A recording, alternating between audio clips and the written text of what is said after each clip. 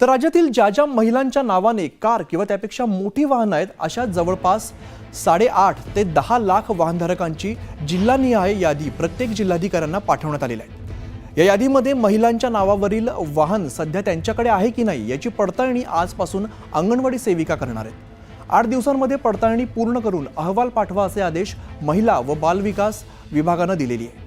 मुख्यमंत्री माझी लाडकी बहीण योजनेच्या निकषानुसार पात्र आणि अपात्र असलेल्या लाभार्थ्यांची पडताळणी करताना पहिल्यांदा 4 चाकी वाहनं असलेल्या महिलांची तपासणी केली जाते। त्यानंतर ज्या लाभार्थी कुटुंबातील सदस्यांकडे 4 चाकी वाहनं आहेत अशांची पडताळणी होईल। त्यामुळे पुढील टप्प्यावरती कागदपत्रांची पडताळणी केली जाणार असल्याचं सूत्रांनी सांगितलंय। दरम्यान सध्या 4 चाकी वाहन ज्या महिलांच्या नावाने आहेत अशांची यादी जिल्हानिहाय पाठवण्यात आलेली आहे। याची पडताळणी 8 दिवसात होऊन शासनाला अहवाल गेल्यावर योजनेतील किती लाभार्थी महिलांकडे वाहनं आहेत हे स्पष्ट होणार आहे। ती नावं योजनेतून वगळली जाणार आहेत।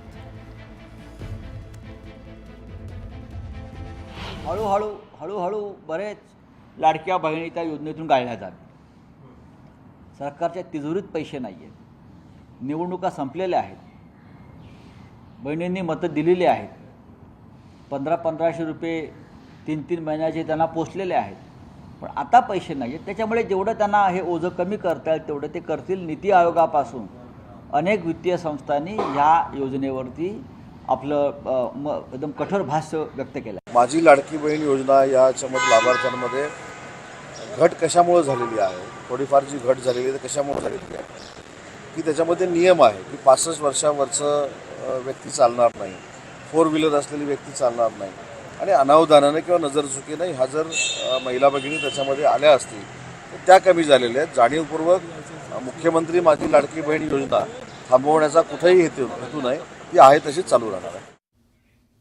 तर मुख्यमंत्री लाडकी बहीण योजनेवरती राज्य सरकारने नवीन निकष लावल्यामुळे राज्यातील लाखो बहिणींवरती अपात्रतेची टांगती तलवार आहे। या योजनेवरती राज्याचे शिक्षण मंत्री दादा भुसे यांनी वक्तव्य केलेलं आहे। लाडकी बहीण योजना बंद झालेली नाहीये, यामध्ये नवीन कुठलीही तरतूद केलेली नाहीये, जे जुने नियम आहेत तेच आहेत असं वक्तव्य दादा भुसे यांनी केलेलं आहे। योजनेबाबत काही लोकांकडून चूक झाली असंही त्यांनी म्हटलं।